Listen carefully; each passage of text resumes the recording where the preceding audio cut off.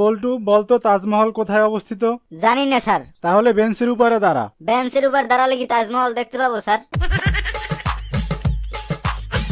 বল্টু বলতো something is better than nothing এর অর্থ কি? স্যার শামসুদ্দিনের বেটার নাতিন।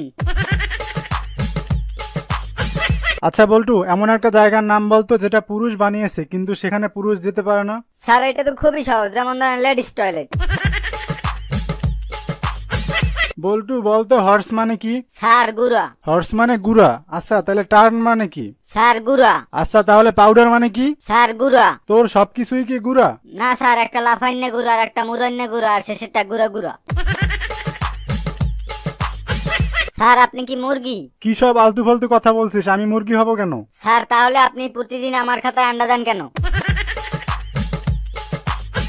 বলতো একটা বাস যদি ঘন্টায় 10 কিলোমিটার যায় তাহলে আমার বয়স কত? বল্টু তুই বলতো।